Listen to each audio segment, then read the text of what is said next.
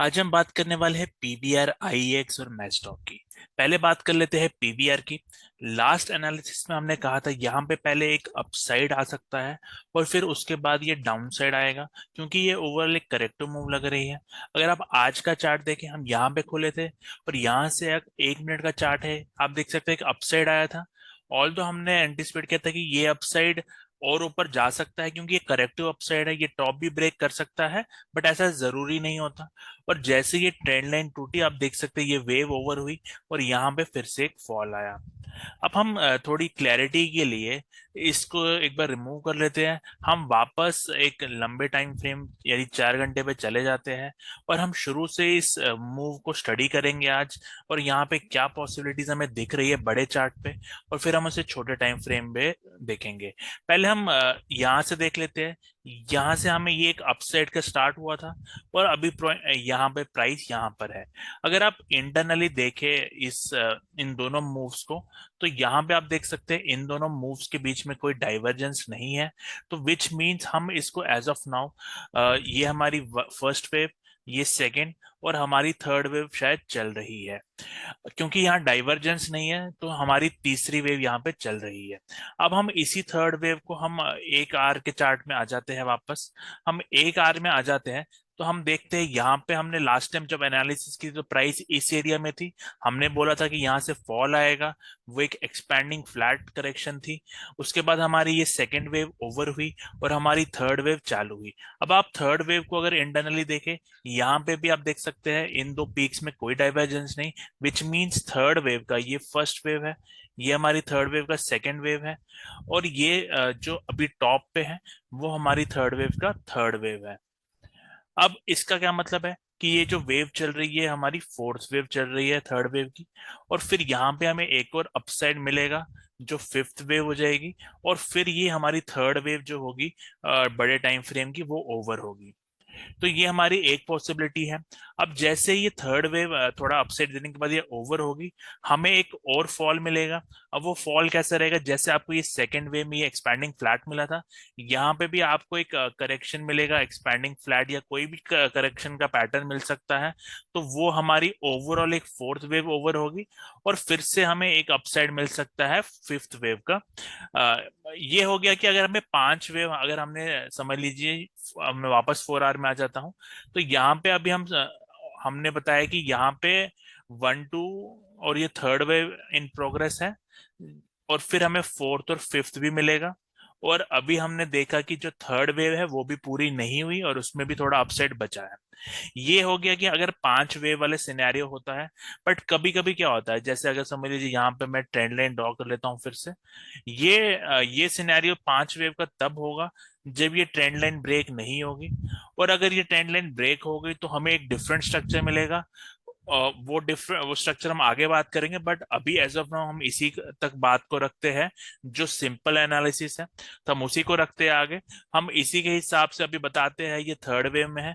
अगर हम यहाँ पे अब एक जो फिबोनाची का नंबर रिट्रेसमेंट होता है वो देख लेते हैं, थर्ड वेव कितना रिट्रेस हुआ है। तो हमने अक्सर बोला है जो थर्ड वेव होता है वो इसी एरिया में रहता है, 38 to 50%। आप देख सकते हैं यहीं से कल एक बाउंस आया था, ये 50% पे एक बाउंस आया था, बट वो सस्टेन नहीं हुआ और नीचे है, क्योंकि ओवरऑल करेक्शन अभी पूरी नहीं हुई।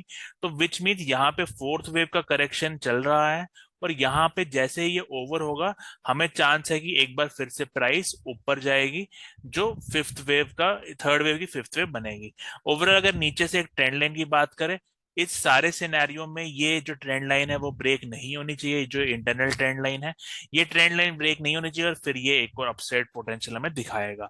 विच मीन्स यहाँ पे हमें ये कुछ करेक्शन करने के बाद हमें एक और फिफ्थ वेव मिलेगी यहाँ पे, और ये हमारी हो जाएगी फोर्थ वेव। तो ये हो गया थर्ड वेव का सिनेरियो। इसके बाद भी यहाँ पे देखिए 1 आवर के चार्ट में आपको कुछ डाइवर्जेंस दिखेगा, तो वो 5 वेव स्ट्रक्चर पूरा हो जाएगा जो थर्ड वेव होगी हमारी।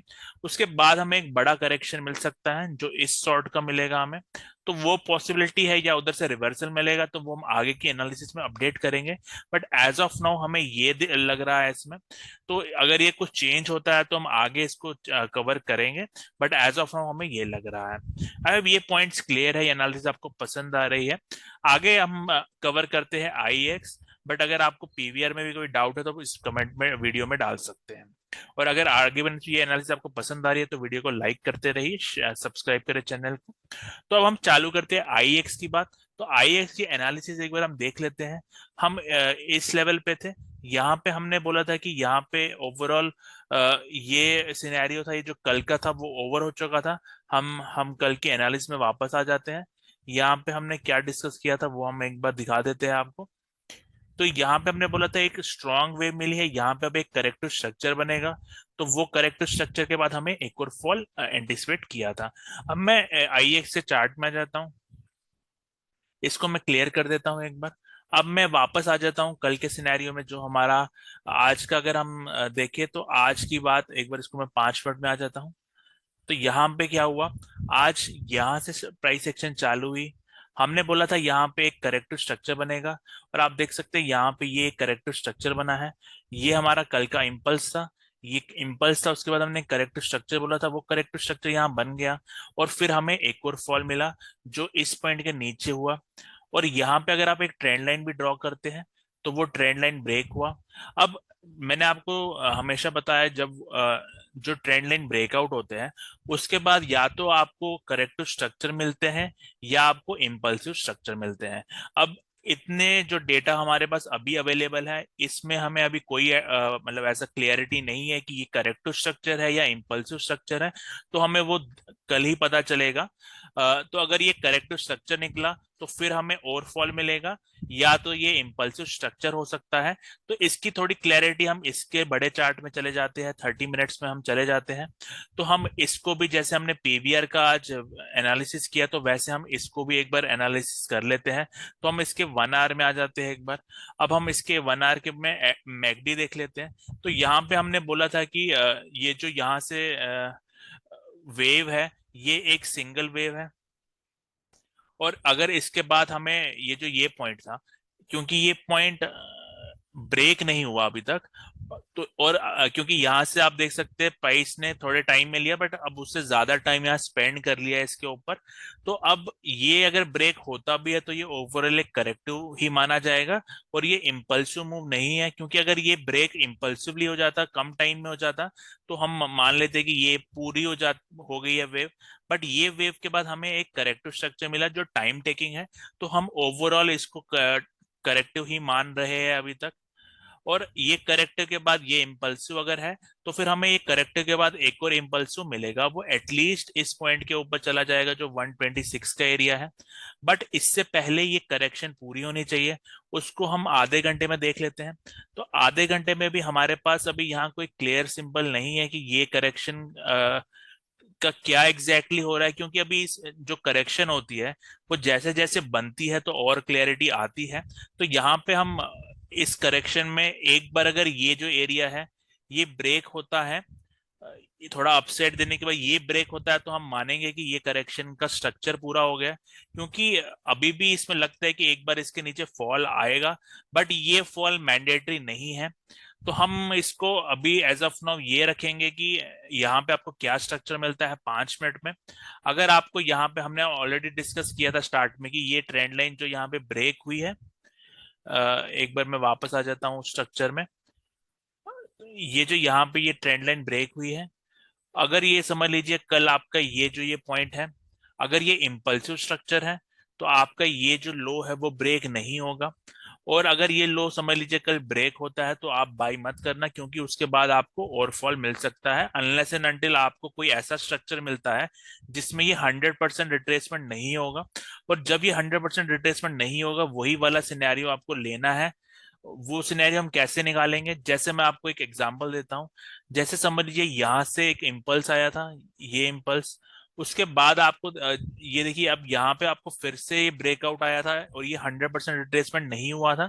तो यहाँ से आप थोड़ा और अपसाइड गए थे।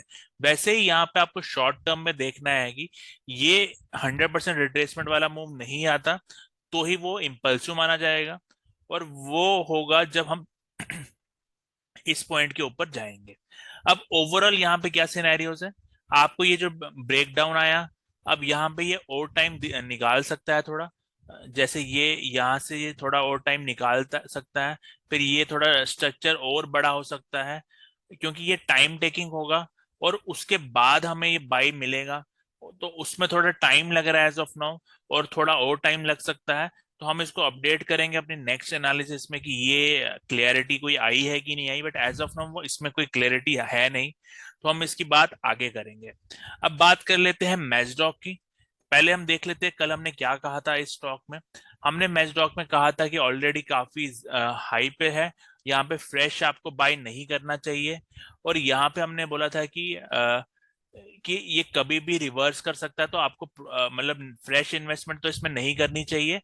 और आज आप देख सकते हैं यहाँ पे एक बहुत बड़ा फॉल है, पहले एक अपसाइड आया और फिर एक नया फॉल आया है। बट अभी भी ये कोई सेलिंग का केस तो नहीं बनता, मतलब क्योंकि अगर आप देख रहे हैं यहाँ पे ये जो ट्रेंड लाइन है, ये ट्रेंड लाइन अभी भी ब्रेक नहीं हुई है। बट आप इसमें ये हमें ये देखना है नेक्स्ट कुछ दिनों में कि ये जो स्ट्रक्चर है ये part of the this correction है या ये फ्रेश नया मूव है। तो वो हमें कैसे पता चलेगा? पहले तो हमें ये ट्रेंड लाइन ब्रेक होगी यहाँ पे, ये जो ट्रेंड लाइन ब्रेक होगी, और फिर उसके बाद हमें यहाँ करेक्टिव स्ट्रक्चर मिलेगा। तो ये हमारी क्लैरिटी कुछ बढ़ा देगा। अगर समझ लीजिए ये यहाँ पे आता है और फिर से एक फास्ट मूव देता है, तो ये पार्ट ऑफ दिस करेक्शन हो जाएगा, और फिर हमें फिर से अपसाइड ही मिलेगा। तो हम इसकी बात आगे करते रहेंगे, तब तक आप इसमें इसको ऑब्जर्व करते रहे यहाँ पे क्या हो रहा है। तो ये हमारी सारी एनालिसिस है तीनों स्टॉक्स की। कोई डाउट है तो आप इसे कमेंट डाल सकते हैं। अगर आपको ये एनालिसिस पसंद आई तो लाइक करते रहे वीडियो को, ताकि हमें मोटिवेशन हो कि और वीडियो हम बनाते रहे। Thank you.